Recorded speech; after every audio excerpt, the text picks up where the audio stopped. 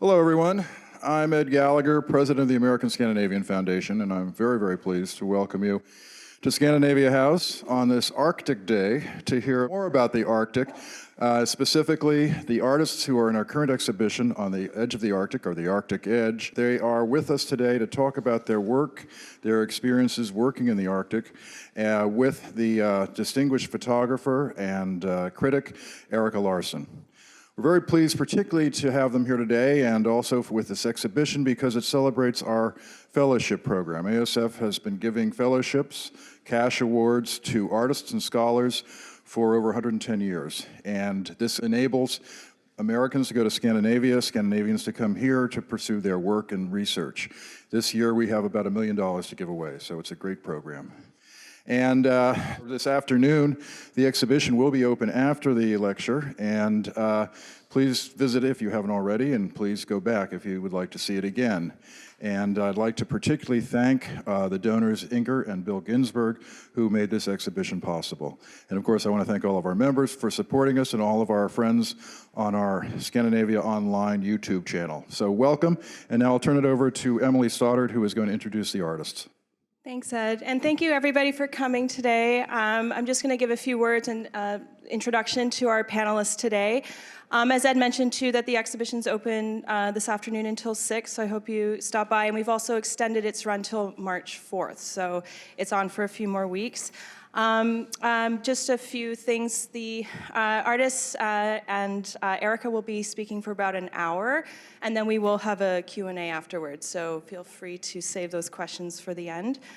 Oh, and the other thing is that today's event will be recorded and later offered on our YouTube channel. So without further ado, I will introduce our panelists, starting with Marion Belanger, who is interested in concepts of persistence and change and in the way that boundaries demarcate difference, particularly in regard to the land. She's been the recipient of a John Simon Guggenheim Fellowship, a John Anson Kitteridge Award, an American-Scandinavian Fellowship, Connecticut Commission on the Arts Fellowships, and has been an artist in residence at the MacDowell Colony, at the Atlantic Center for the Arts, at the Virginia Center for the Arts, and at Everglades National Park. Marion earned her MFA from the Yale University School of Art, where she was the recipient of both the John Ferguson Weir Award and the Schigel Collingwood Prize, and a BFA from the College of Art and Design at Alfred University. Her photographs are included in many permanent collections, including the Library of Congress, the National Gallery of Art, Yale University Gallery Art, the New Orleans Museum of Art, and the International Center of Photography. So thank you for being here. Clare Benson is a photographer and interdisciplinary artist whose work explores themes of family history, tradition, science, and mythology. She received her MFA from the University of Arizona and her BFA from Central Michigan University. In 2014 and 15, she was the recipient of a Fulbright Fellowship Award to Arctic Sweden, and she has worked alongside space scientists and indigenous Sami reindeer herders, and we will hear more about that today. Her first book, The Shepherd's Daughter, was published in 2017 by Photo Lucida and in receipt of the Critical Mass Book Award. Benson's work has been featured in exhibitions, screenings, and publications across the US and internationally, and she is currently assistant professor of photography at the University of Connecticut. And I actually should also point out that both Marion and Clare have beautiful catalogs which are also available for sale downstairs in our shop, so I encourage you to take a look afterward. Steve Giovinco is a New York City-based fine art photographer who focuses on creating images of couples with himself and lyrical night landscapes. His work is collected in many museums, including the Museum of Fine Arts in Houston, and is exhibited widely in galleries and received his MFA from Yale University School of Art. His series, Inertia, looks at the land, ice, and communities in southern Greenland, and we will be hearing more about that today.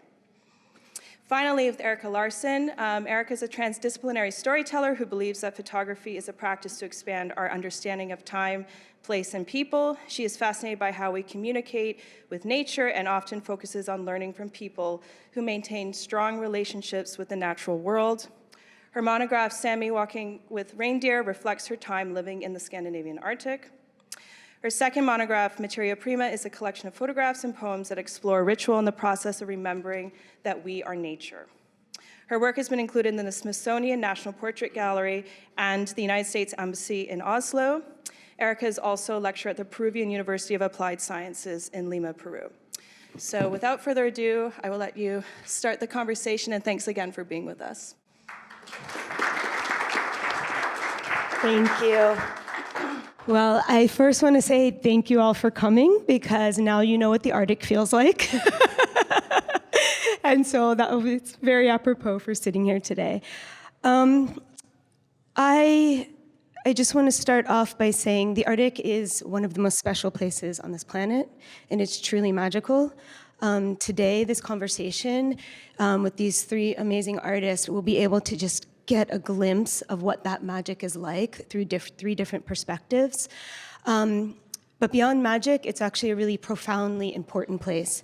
The changes that are happening in the world, we're seeing them in the Arctic first. We see it through language, see it through landscape, through science, and that's also spoken about in all three of these artists' work today. So I was saying to Marion when we just sat here, to be a translator of the Arctic is a gift and it's a privilege. And thank you for coming to listen to this today. It's really, it's a very important place. So we're gonna start off. First, I'm gonna let each artist give you a bit of background on the work through their words.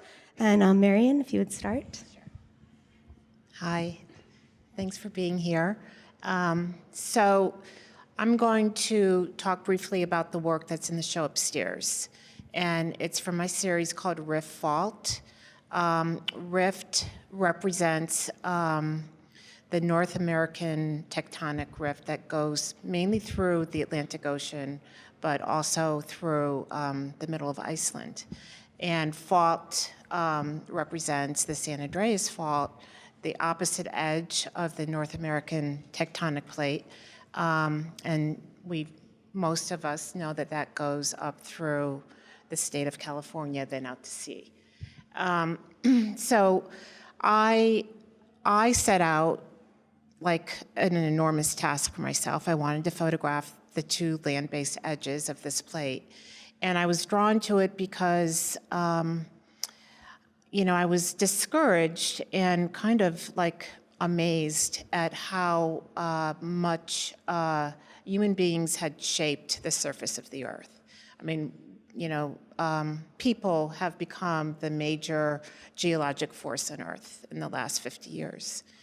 So I was wondering, where might there be a geologic boundary where it's kind of immune to that manipulation, where it's independent of statehood, financial interests, and I came up with tectonic plates. Tectonic plates are totally shifting all the time. They're moving. LA will be where San Francisco is in, many millions of years, but it's inching its way up there year by year. And Iceland is constantly growing. It's a different kind of meeting of the plates than what we have in California. So that plate is pulling apart, and the state itself is like getting new land every year.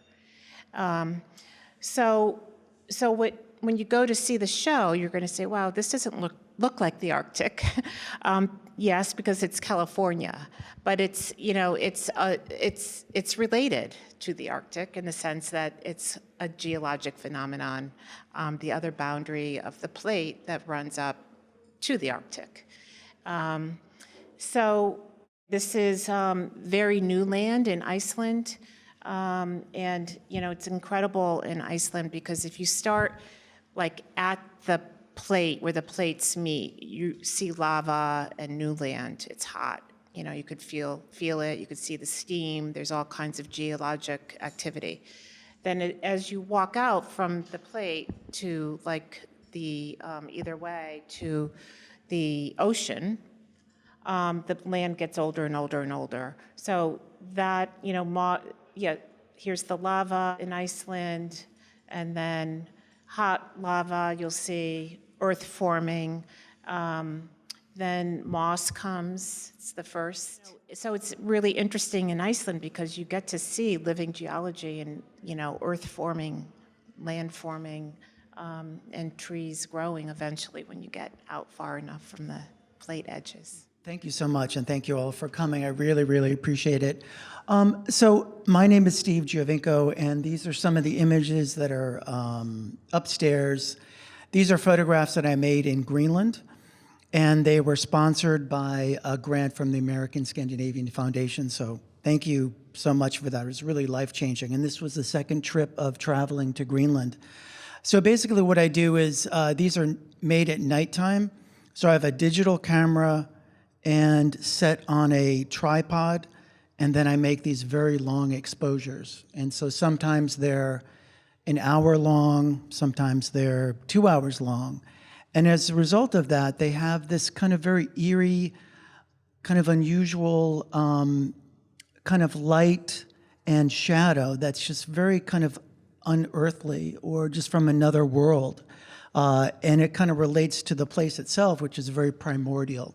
And so I'm very interested in this, capturing this kind of unseen place, both literally because it's hard to get to and maybe most people don't go to Greenland, but also this kind of other world that's kind of hidden behind and underneath and appears through these night photographs. And I think the idea that one reason that I'm very interested in the Arctic and Greenland is because on the one hand, it's a place for kind of literal change. There's like melting, there's glacial retreats, there's ice movement. And then it's also sort of a metaphor for change. So I kind of see it as like a symbol of where change is happening and it's trying to sort of capture that. And then that can almost be a place for other change that's happening, whether it's man-made or nature-based. And maybe just one brief thing that I'll mention too is that the work, it's usually completely dark at nighttime. Like there's very little moon and there's very little other light that's there. So I'm really looking into just like a void. And so only later do I see what it looks like after I've made the photograph. Hi, everyone. Thank you all for being here. And a big thank you to ASF and Scandinavia House and everyone who's organized the exhibition and all the programming around it. I first traveled to northern Scandinavia, the northernmost city in Arctic Sweden, which is Kiruna, on a Fulbright fellowship. And I actually will say that when I was researching for the project, I had found this place by way of Erika Larsen's photographs to know that there were indigenous peoples who were formerly semi-nomadic reindeer herders, but still reindeer herding. And what I was interested in was finding this place. I learned that there was a large community of space scientists and space research that was happening in the Arctic areas. And so I found that in Kiruna there is a Swedish Institute of Space Physics, and I was really interested in drawing these connections between what the space scientists were doing and how they were looking to space, and the history of the Sami mythology and the creation story that they came from the sun, and thinking about how these worlds sort of merge in that landscape. So when I first arrived there, one of the things that I became most aware of was the changing light. I arrived in September, and I've told some others that when I first got to Stockholm, people asked me, well, how long are you going to be here? And I said 10 months, and they said, oh no. And so I became very aware of that, the feeling and the energy around the fact that that we would lose the sun for a period of weeks. And so I became very interested in the ideas of light and dark and night and day, and this time when everything sort of slows down, and thinking about seeing and perception. So while I was at the Space Institute, I became very interested in a device that looked out the roof of the building that's called an all-sky camera, and it's capturing an image every minute of every night and only at night. And so I built these time-lapse videos out of the photographs, and I was very interested in the way that it speaks towards change and time, and thinking about looking at the sky and understanding our histories and looking towards our futures. And so in working with the Sami people as well, was very interested in that notion of the past and the future, and how we think about day and night. And I ended up also working with a scientist who studies the eyes of Arctic reindeer, and had come across a study and then reached out and went to London, UC London, where he was doing his research. And the interesting fact about the eyes of the reindeer is that there's a structure behind the retina that shifts from winter to summer, so that they can see in these very different light environments. So I was interested again in this idea of that sort of duality, and thinking about our relationship to the sun, the earth and the sun, and how this structure in the animal's eyes actually would adapt. And so thinking about, again, change and adaptation, and our relationship of the earth and the sun and the land that we're in. So I want to start from there. So just quickly, because I think it's important for everyone to understand what they're seeing, and if you don't mind me, Claire, just saying, so this is the eye of the reindeer. That's what you're seeing right now, which is really, really incredible. What strikes me about it is I feel like I'm looking at the Northern Lights, and I think anyone sitting here would probably maybe have the same interpretation. But I want to talk about seeing, because we're all visual artists. Obviously, we take information in many other ways, but I've been thinking recently about sort of the ocular nature of how we interpret what's around us. If you think about all of the original storytellers, in many of these cultures in the Arctic back in the day, these were oral cultures. And so we were getting things that were coming in, through sound and through the ears. And then, as we sort of moved into different types of storytelling, into reading and all of these, we began to take things in really ocularly, and that really does change how we process the world around us.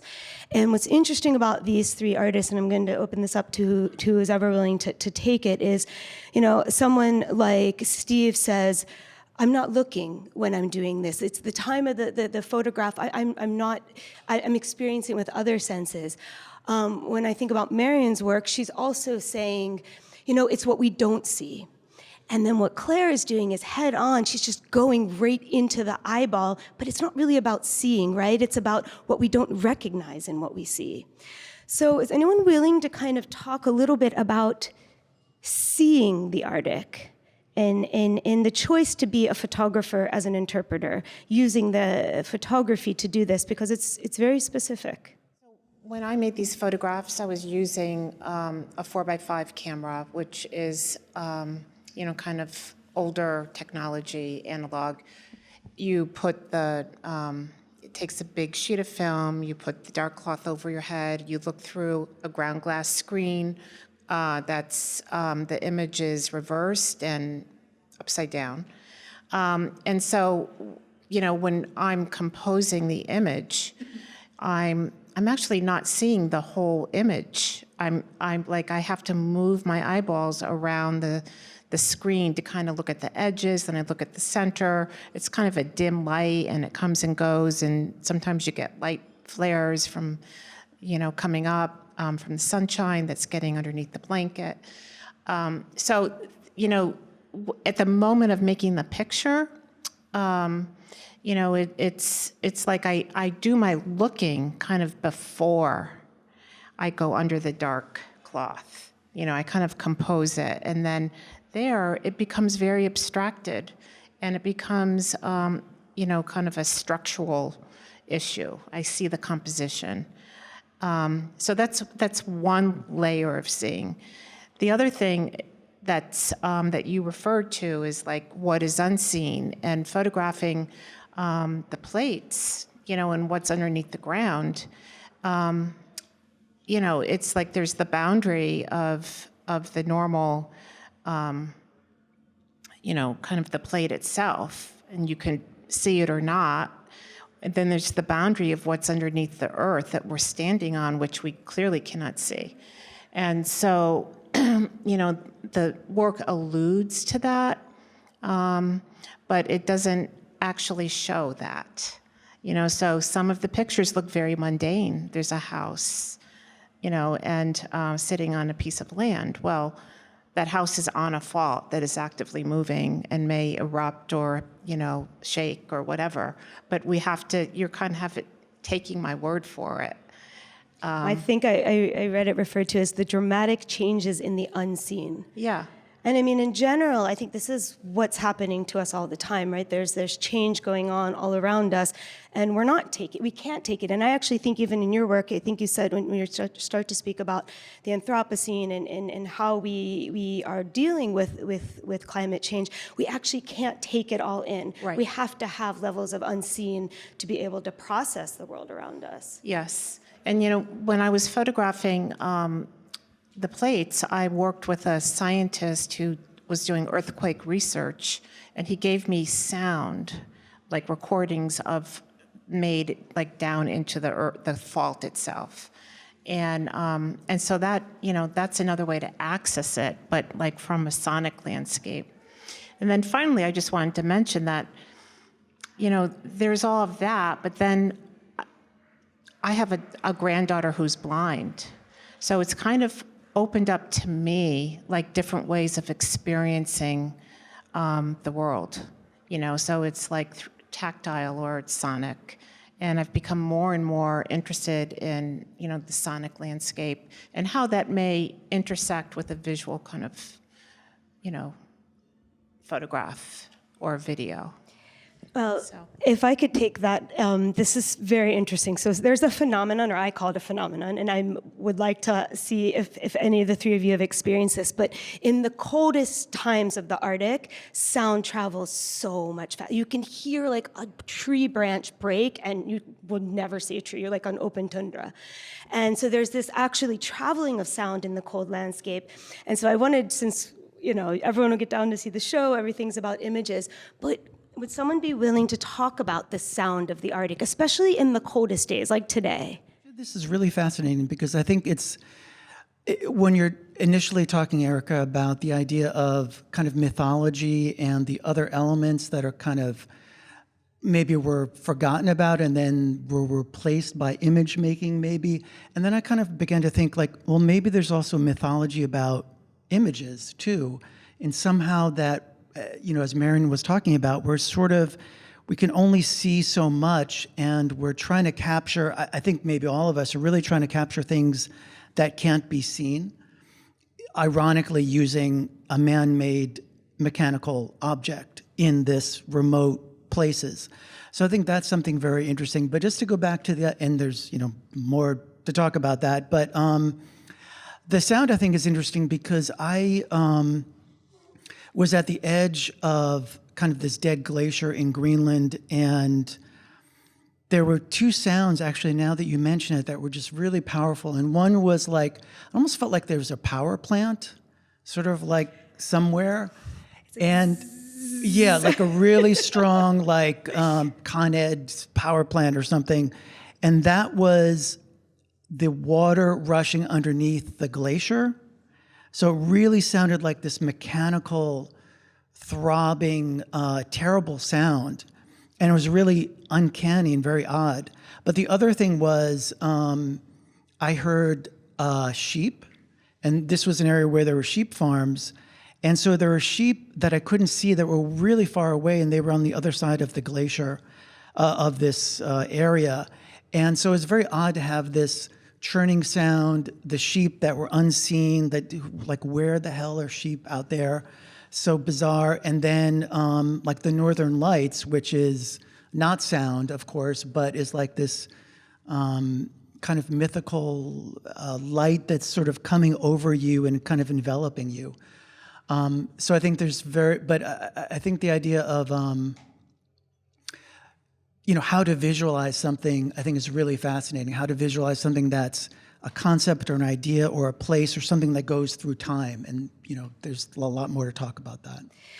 Well, I think, the thing that I've lived many years in the Arctic, and I've worked there for probably over 20 years now. And the thing that I find about the Arctic in general is in this idea of how do we put something into visual interpretation.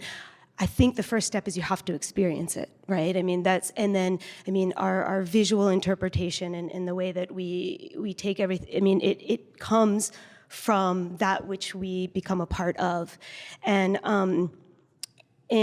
Claire, I want to talk a little bit about your work, because your work touches on things like a search for knowledge, magic, mortality, existence. And so I think, and you're working with scientists, and you're actually working very kind of highly technical technology to do some of this work, but at the end of the day, exactly what you're trying to explain is something that's maybe not visual whatsoever.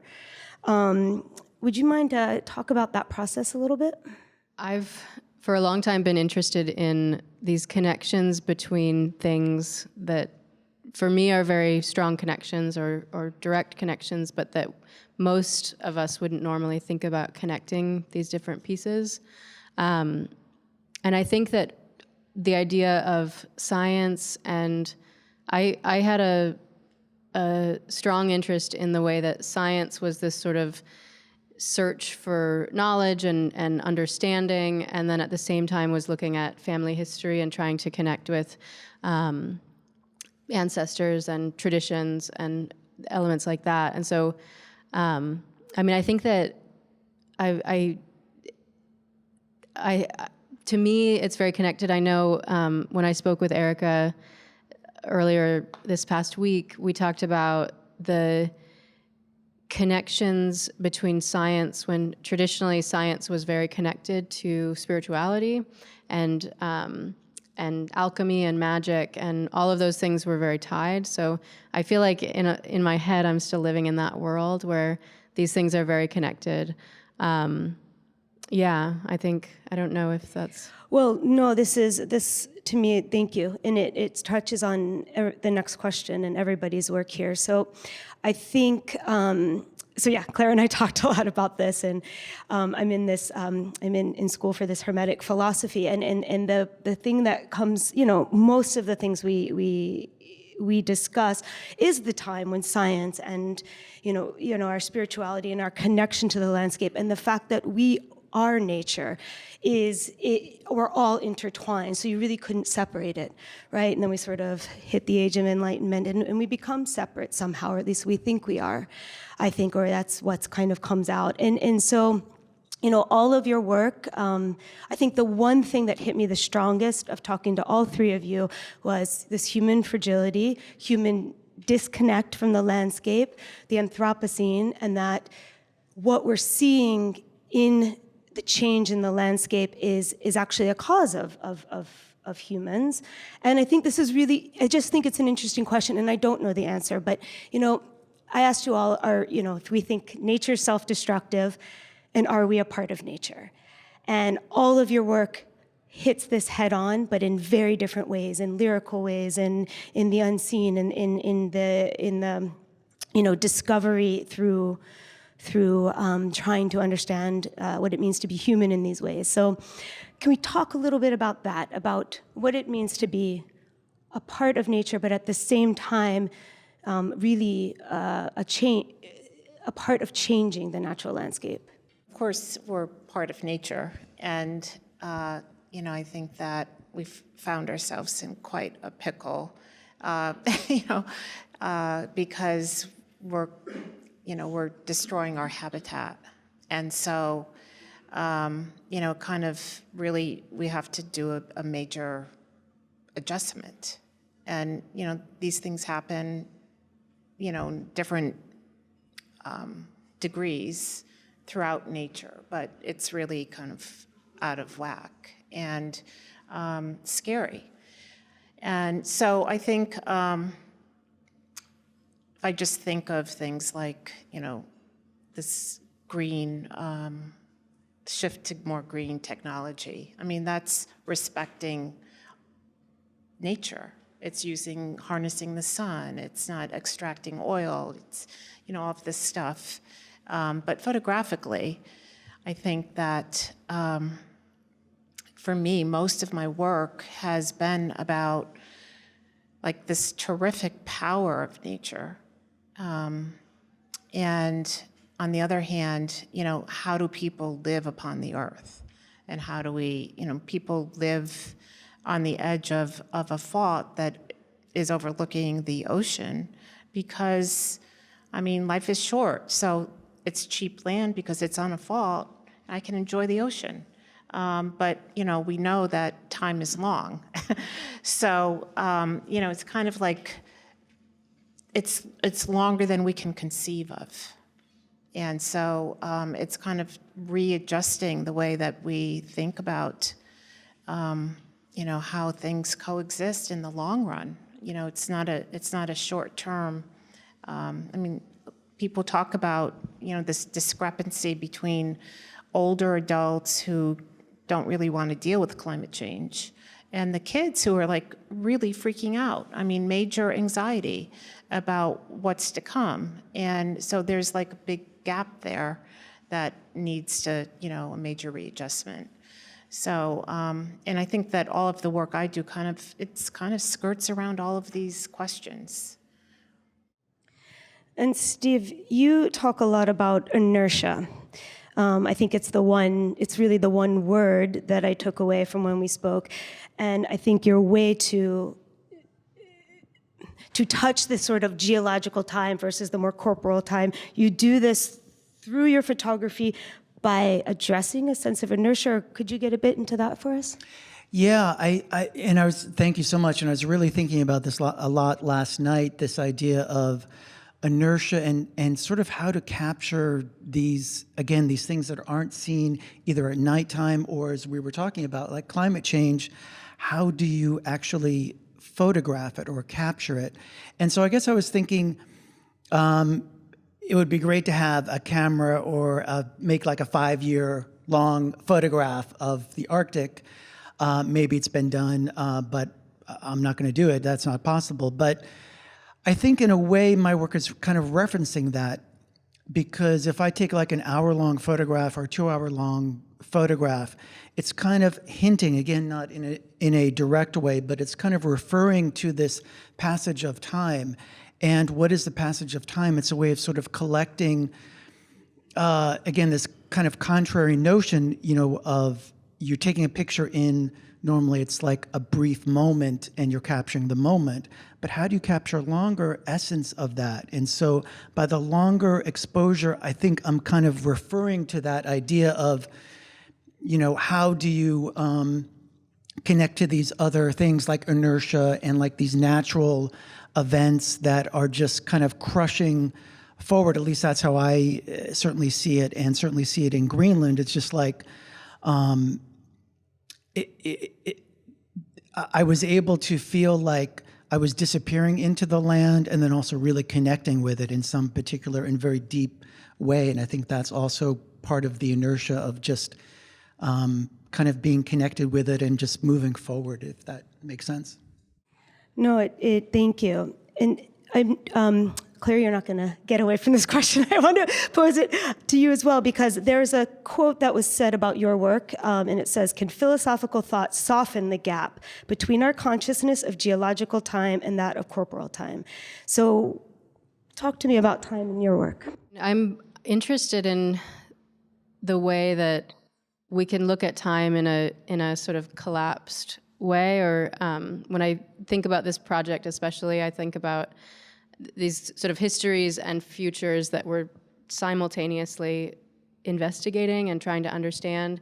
And so thinking about not a collapse like when something collapses physically, but a sort of like zoomed out view where these things sort of collapse in a timeline and we can see them together. And then also thinking about like the infinite expanding universe. And so thinking about collapsing and expansion at the same time, where I remember talking to a PhD student. I was in the corridor of PhD students at the Space Institute. My door had a sign on it that said "artist." That was not I was not a space physicist or PhD student, but I remembered one reference that I had been told, which was that we have two ways of thinking about time in space physics or in this research, and the one is that everything is measured based on what we experience here on Earth, because that's the time we understand, and based on the days we experience and the revolution of our planet around the sun. And the other way is to just say that everything is infinite and immeasurable. And so, the one is it almost feels as though it's a little bit giving up. Like, we can't understand everything that's out there and the way that we sort of fit into this bigger picture, except through understanding from our perspective and from our understanding of time, and drawing everything kind of back to that. So I found that really interesting to imagine these two ways, and this one way is based on all that we have, which is how we perceive time, and the other one is just saying we actually know nothing, or we can't measure it all. And so I think this impossibility of understanding our place in these systems is really beautiful and interesting. I wanted to mention also, in reference to that question of change and the way that humans have impacted their environment and everything like this. I've recently got all the way through Donna Haraway's book called Staying with the Trouble, and I think that idea, what she argues, is that one of the best things, or the only things that we can really do in this circumstance, is to quote unquote stay with the trouble, or to have conversations and to ask questions and think about what it is that we're seeing all around us and how we're part of it, but to not give up on it, or to assume that like everything is lost. There are some dire pieces of information out there if we dig into it, but I think it's beautiful how she talks about, if we sort of pull things apart like it's a web where so many things are connected, and we ask questions and look at relationships across these different areas, that we can continue to discover something beautiful about the connections that are there. Well, thank you, because that's going to lead me into my next question about audience. But I just want to mention one thing about the Arctic, just to also give the Arctic some props for what it can do. That there's this, I think, I haven't seen it, personally I haven't seen it, doesn't mean it doesn't exist, but I haven't seen it in other parts of, besides Antarctica or the Arctic, or you talk about the polar regions. But there's these sort of whiteouts that happen, and when you can be there and just everything becomes whited out, so you lose a horizon line.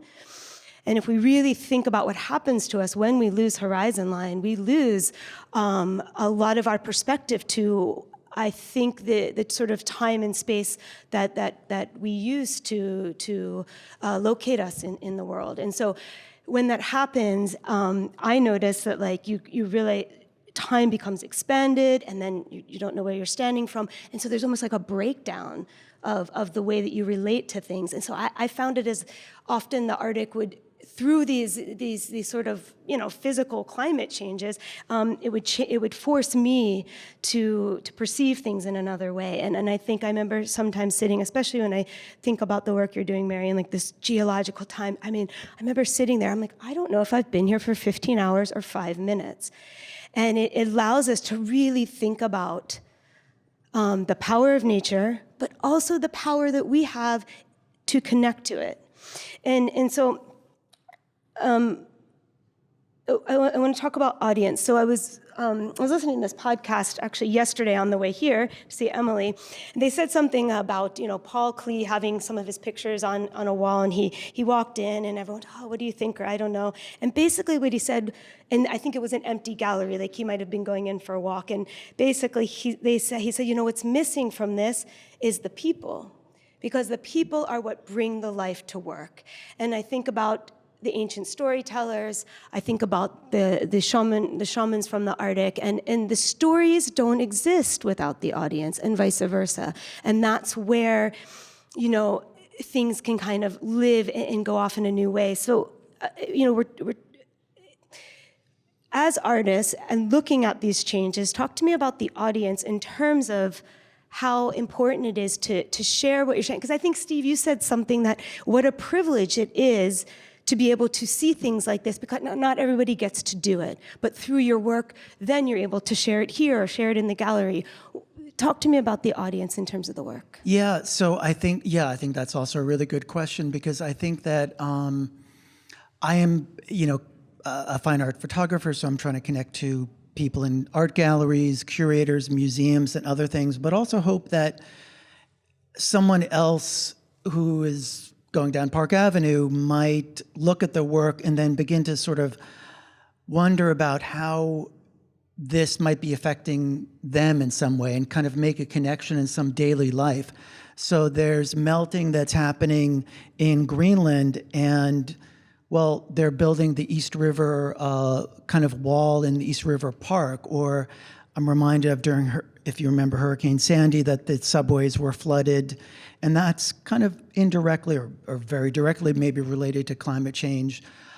So hoping that an average person can look at a beautiful photograph and maybe ponder and wonder, like, how am I being impacted by this? And, maybe I shouldn't drive as much, or, think about it, or be more sustainable or something like that. So as well as the other, kind of art audience. I can speak to this a bit too, because I was based among scientists and Sami people, and then also thinking about the kind of art context that I was familiar with, or that I knew this work would someday be shared with.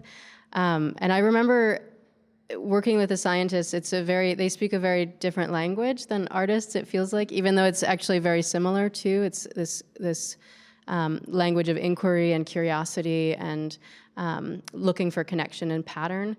But I remember also, I guess, while I was there and I gave a couple of presentations, I did a repeat presentation for all those scientists.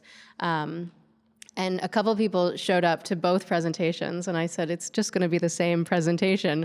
And they said, I really want to understand, like, I was very interested in the connections that you draw. So I think it's interesting to think about very different audiences that we do have, and how they might see something, of course, very different, but connect with it in different ways. I guess this is the beauty of art and sharing our perspective, is that everybody can bring something very unique and interesting to it. Marion, I read something that you wrote, or maybe it was what we spoke about, I don't know which one, but the camera can create a conversation.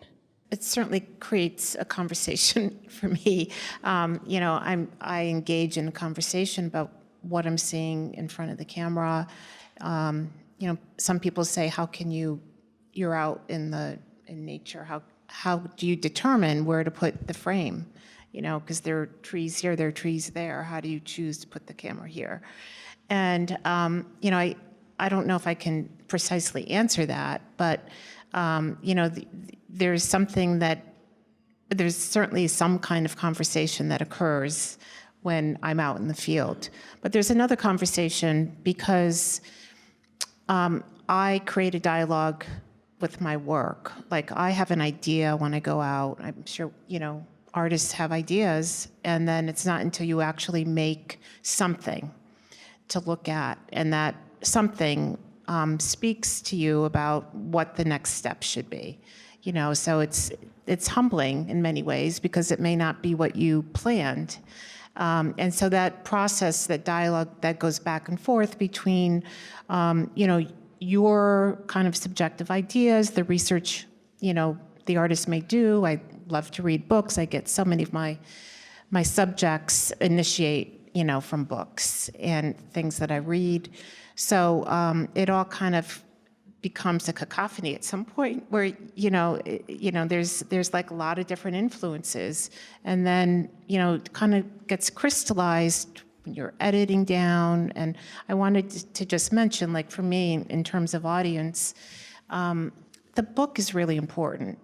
You know, I love the book because it's fairly inexpensive. It's democratic because it goes into libraries. It's accessible to people. And so the book to me is almost like more important than an exhibition. And I feel like more people will read the book, have access to the book. If you can't buy the book is free for you in libraries. And in the book, you know, all of that process of making gets crystallized into a narrative, some kind of narrative, where you turn the pages and there's an image that follows another image, and it creates meaning.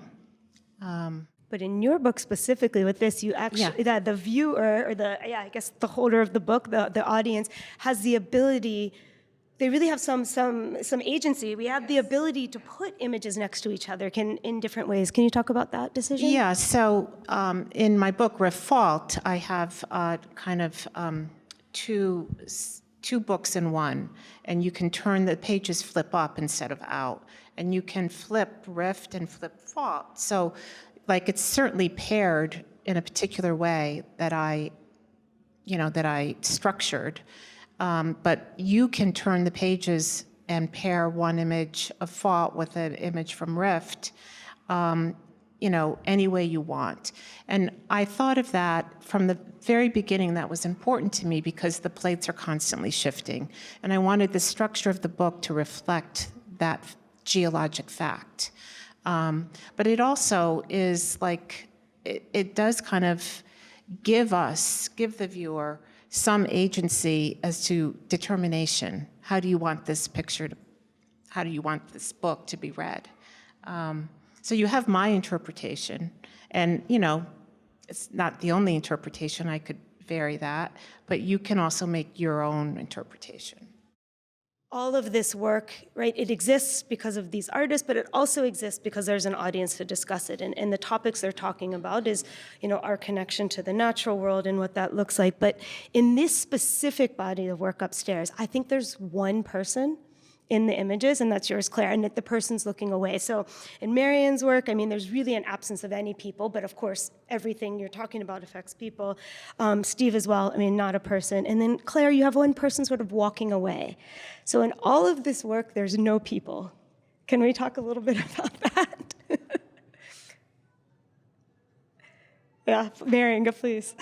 I'll say a little to start. I think, well, so to me, there is one other person vaguely in my work, which is these hands that are holding the eyes. But I do think there has been a conscious choice to not really include people or faces. And I don't know that I could like outline exactly what that instinct is, but I do think that I feel like there are people very much part of it. And I guess when I think about the others' work too, I think people are very much a part of this. When I see the red glow of Steve's work, that you imagine the kind of connection of humans to this landscape and the way that our structures are sort of occupying space in these worlds. So I guess I think that there is also a kind of quietness when there are less people or no people, and maybe a space for us to enter into it and imagine a connection or feel like we're in this quiet, almost silent space of experiencing this. Yeah, well, in Greenland, there's not a lot of people, is one kind of thing. By the way, there's like 56,000 people that live in Greenland, and that's about the size of Stuyvesant Town, which is like a few blocks away. But I think the idea of, I kind of envision it as like this primordial place that I'm kind of visiting or witnessing. And it's also almost like a, kind of like a post-human existence, although there's some references like Claire mentioned, there might be like a glowing red light in the distance that indicates, well, that's kind of humanity somehow or somewhere, and it's kind of interacting with this raw space, and we're just like kind of a teeny we're just sort of witnessing the land in Greenland and perhaps everywhere. So I think that's, and I used to photograph people all the time and myself, but I really shifted away to photographing the land, and it just seems like I'm kind of imbued in the land as well. So there are no people in the photographs up in the gallery. In my book, there are 2 photographs that have people, and I thought this as the project as a portrait of the fault and rift. I mean, that was my subject, and like the evidence of all of us living upon the place are there. I mean, it's there everywhere in the photographs. But I just want to say I do photograph people, but it's just No, it's just not in the. it's just not up there in the gallery. Well, no, and especially with your work, Marion, there's a quote, I don't know if you said it, I don't remember now, but it's, referring to your work as living, or this work specifically for this exhibition and for Rift Fault for the book, but living on the edge of Earth, we're at the mercy of the geological process. It becomes humbling, and we get out of the realm of small concerns. And I think, and I bring up the people, not because I think, and yeah, because Steve's work, I mean, all of your work about inertia before was relationship-based, but I think it's interesting because when I look at this work, I can't help but to think about people and who we are in this process. And in the Arctic, but the Arctic has a way to isolate you, to make you feel like you might be the only person in this entire expansive universe. And at the same time, it will break you, like completely break you down to kind of reemerge into the world again. And when I experience these 3 artists' work, it is a version of what the Arctic can do when you're there in person. And that's the power of art, and it's also the power of artists, being willing to go out there and be vulnerable and to try to learn something so that they can translate it out. So thank you. And now, more importantly, your questions.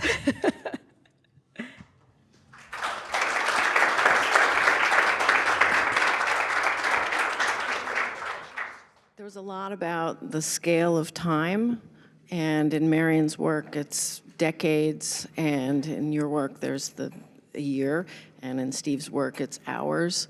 But there's sort of unseen, we know it happens, but it's hard to kind of perceive it. But how we perceive it is normally through feeling the calendar year, and also through our own mortality. We age.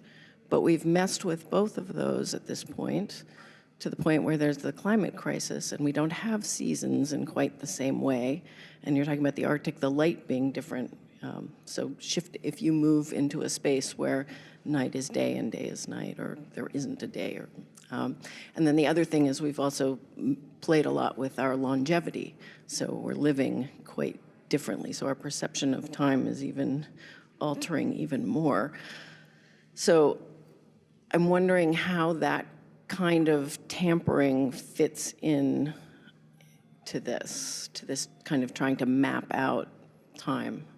And the other thing is, I really loved what you said. I think it was Donna Haraway who had the making the web out of the staying with difficult things. I think that's a good definition, very loose definition for what art can do, which is to have conversations about difficult things in a way that's manageable to us. It filters, we've got enough constraints that it's possible to have those conversations. So anyway, I was interested in how time has actually been altered and our perception of it.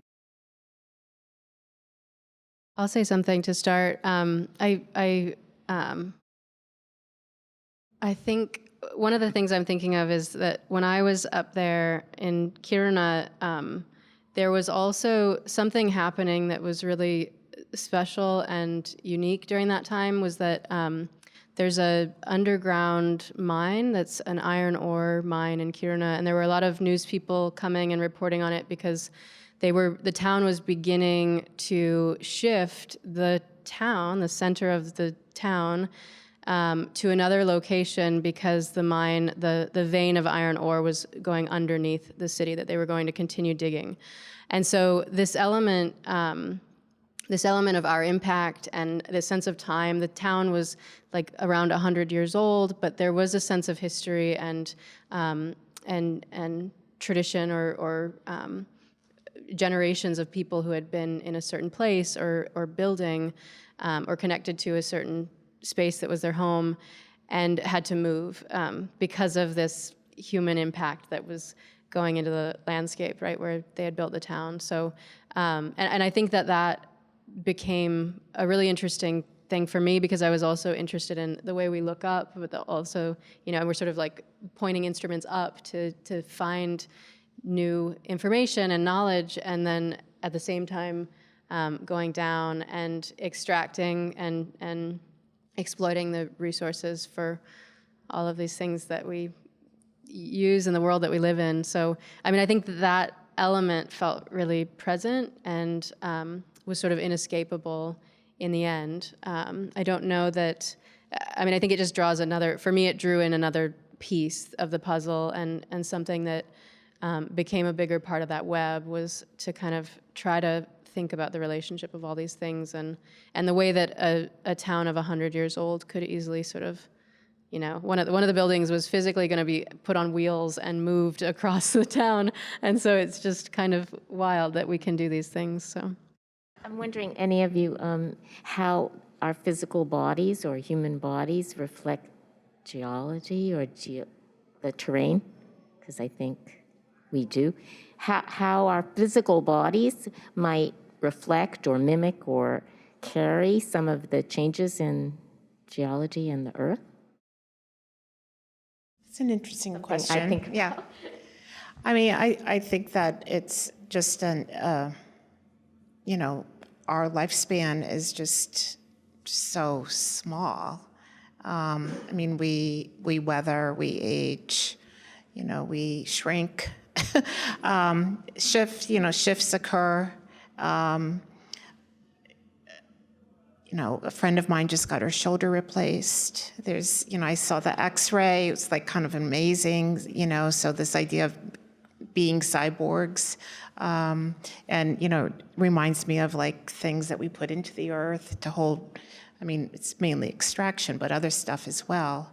I don't know if anybody else wanted to.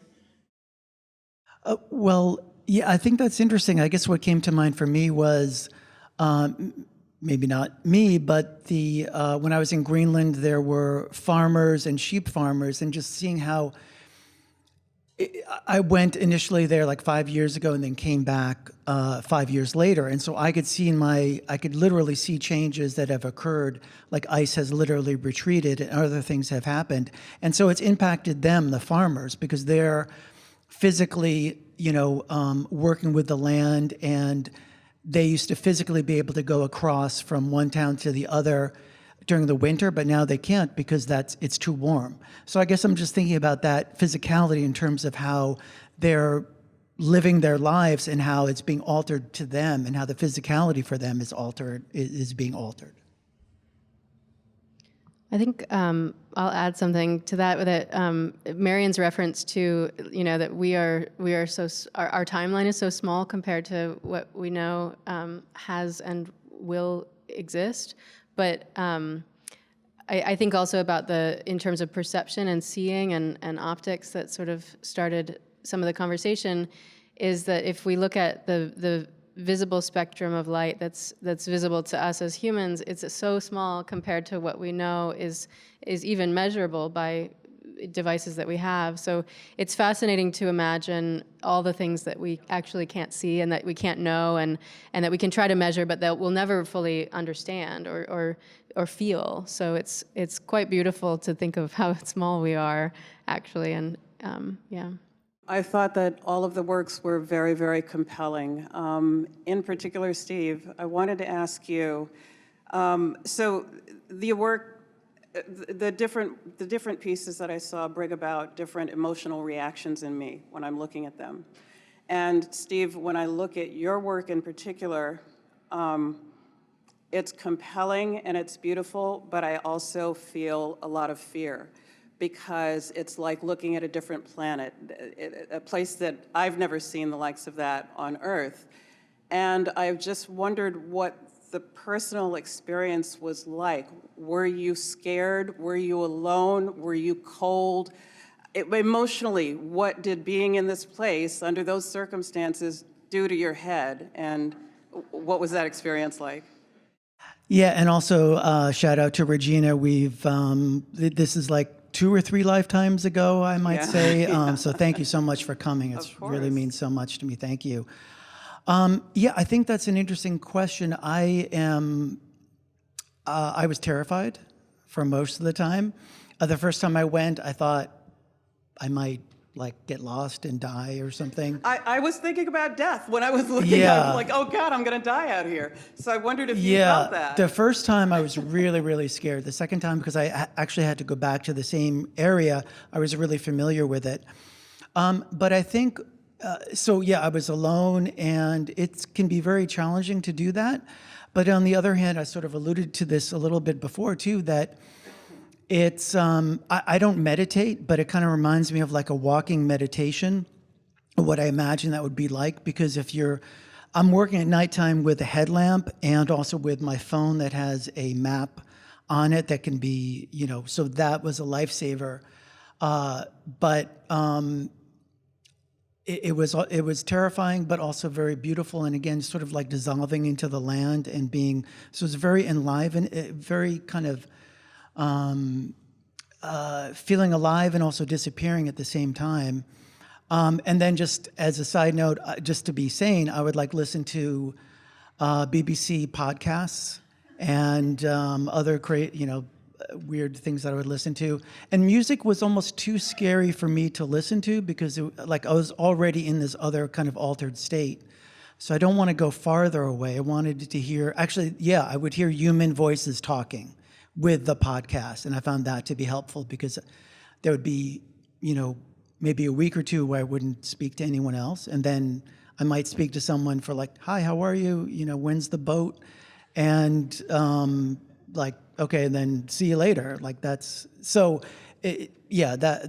was part of my experience. You all sort of alluded to activism in relationship to art, and you clearly want your audience to have both an artistic reaction and to take some sort of action would be, I assume, what you would most like. Can you talk about sort of the relationship between activism and art and how you think about it? I don't expect people to become activated, to go out and do things so much from looking at my work. I mean, maybe somebody might, but it's not one of my intents. So I think, personally, I think of my work as more like poetry, and it kind of exists alongside other things. It adds to the conversation, but I don't see it as that's not my purpose. I'll speak to that. I think that all of us do recognize some of the big problems or big questions that we're being forced to ask as humans. And I think that as an artist, I know I feel like I find myself in the role of a translator or somebody who's kind of seeing something and trying to bring up questions or draw connections across different ideas and allow people to connect with this place or this phenomena or the bigger picture and bigger questions in a different way, in a new way, and it's not the right way or anything, but it's kind of seeing things in a new light and from a new perspective, and to think about maybe different people bringing different connections or insight or to feel a different sense of responsibility or the ways that different people can connect with it to think about what's happening and what can be done. Just briefly, yeah, I'm not an activist, but I guess I'd see, creating this work and hopefully people will see it and, like, as I mentioned earlier, maybe ponder about it and wonder, what is this like? How is this impacting me? And maybe they can make some minor changes to their way of living or thinking. I want to just add something that just from talking to all three of you, especially in relation to that question, is that they use different terms, but I think what I heard from all of you is, some of it was sort of witness / participatory, but that you had to go out and see it. And maybe your work isn't about activism, but you are bringing it out. You're translating it. I even think, Marion, specifically with your work, like you are bringing the unseen out in a really kind of uncomfortable way. And it's like, whoa, you have to, so maybe it isn't like they're not walking out as activists, but would you all consider that you're very much witnessing something, participating in it, and translating it out to have us think and maybe even change a behavior or change a thought. Yeah. Yes. Yeah, and I think that's a great word, which I had never really thought of or connected to, like translator. And I'm going someplace else, bringing it back, and then it's kind of filtered through us as artists. Great, thank you so much for this. So I have a question. I was thinking as I was sort of looking at your work, how this fits into the kind of long history of people sort of coming in and thinking about the Arctic. There's a really long history of this, and I think on the surface there might be a lot of similarities. We have 19th century explorers coming in, rendering this place uninhabited, empty, a frozen wasteland there to be like an inert set of resources for colonists to mine. Lots of pictures of reindeer, dead and alive. But I'm curious to see how you see your work in relation to this, but also, to me, the biggest difference is that those 19th century colonists all took their photos with incredible hubris, like it was a sign of conquering. It was incredibly arrogant, like we are here, we have tamed this land, and implicitly it's people's.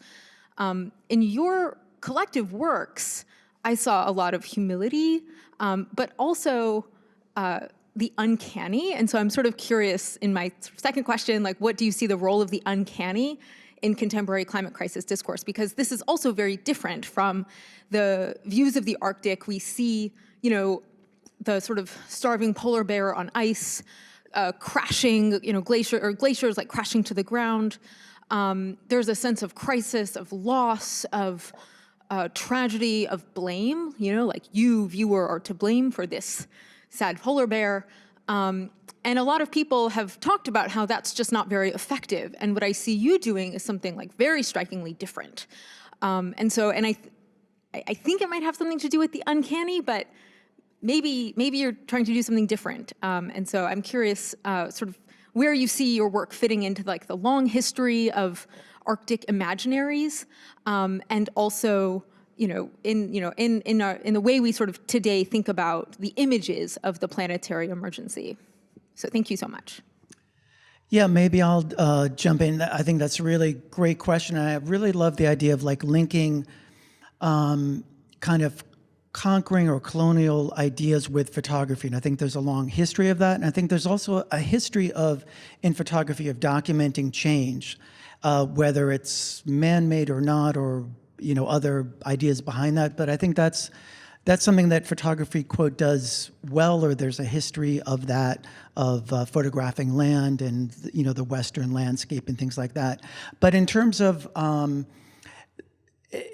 the uncanny is something that I'm really interested in. And again, I think we all sort of talked about this of like, how do you photograph an idea of like something that's so abstract as climate change? Yes, you can see like a falling glacier or something.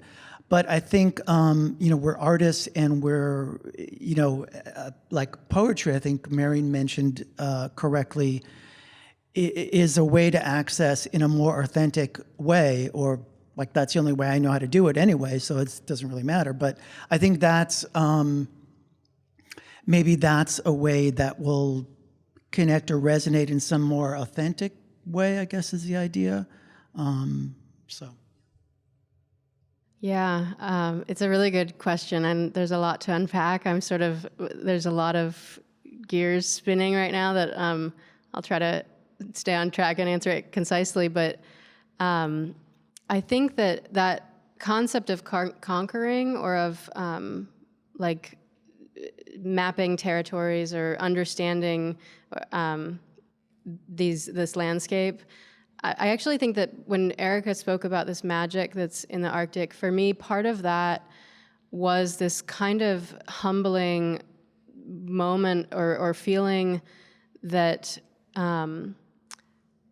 the landscape will do what it's going to do also. I mean, there is a sense and a lot of new things that are happening with ice melt and priorities of some people that are thinking, well, now we can do oil drilling, and like that the melting of ice is opening up all this opportunity. But I think we're seeing the consequences in a lot of ways, and how actually the landscape is going to speak back, and it's already doing it. So I guess I think the uncanny and the magic is this. There is for me a feeling of powerlessness also, or of letting the things go as they're going. I don't know.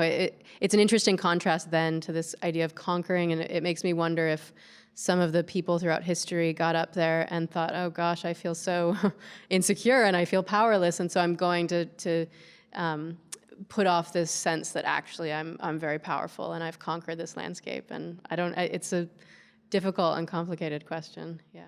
I was just going to say it was like that. It was a different age, the age of exploration, and I think that's, it's kind of over with. But I think those other images that you were talking about, the polar bear and stuff, it's kind of early activism, and they're tired now. People have seen them. There's so many of them. People don't respond. So, I think we wouldn't be making those images anyways, but, just in terms of, it's a different, we're saturated with those, so. And I think the question, I really like it because also, I think it's, right, we keep talking about translating and who's the translator. I mean, what translation of a book do you read from, Russian to English, or, whatever you have. And so, I think they've maybe all referred to themselves as poet, and if not, I will do it. There's poetry in what they're doing, and I think it allows the space for us to interpret what's going on, but also by getting sort of unfiltered sort of information.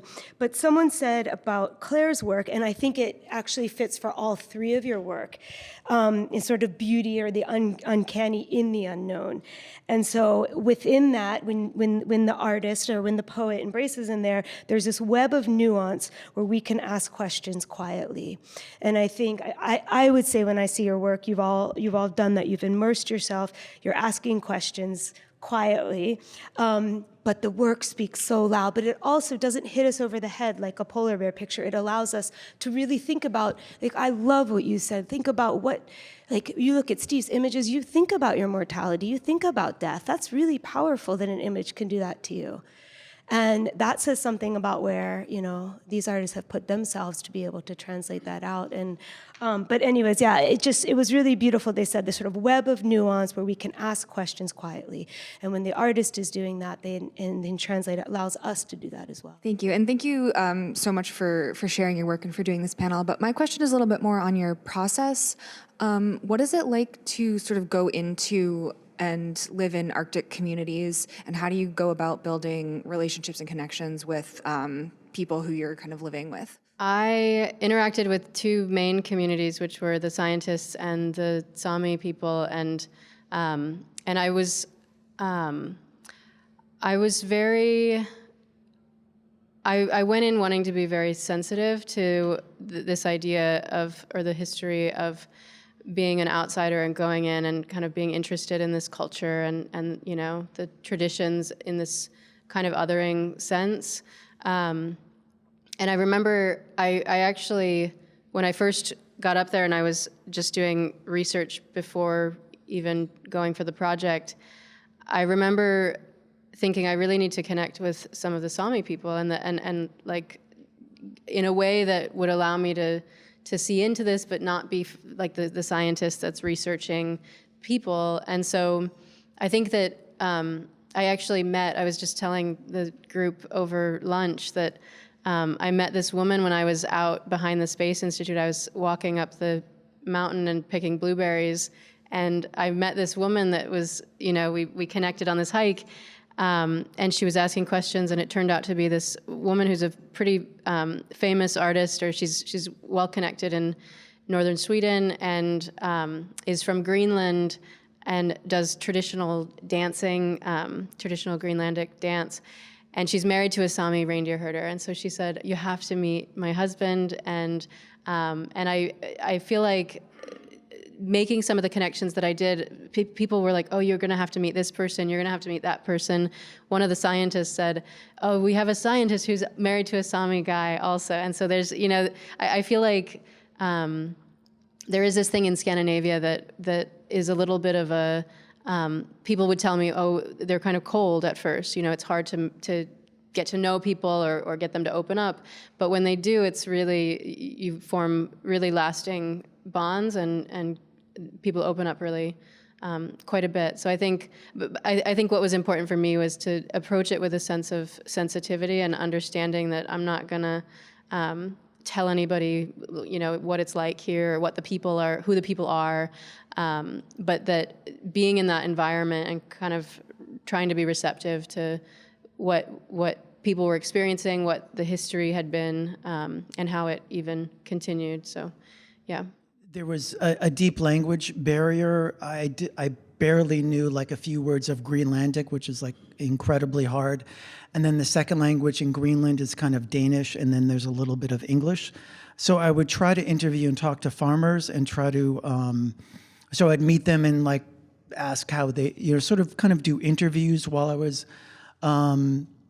there and try to understand like how have things changed and try to connect to them like that. And then also there were a number of scientists that were around, and I would also try to talk to them and just kind of listen to what projects are they doing, what are, you know, there was like, you know, a whole range of like 20 different scientists that were there doing like 10 different projects. So just always kind of try to talk to them and connect in that way.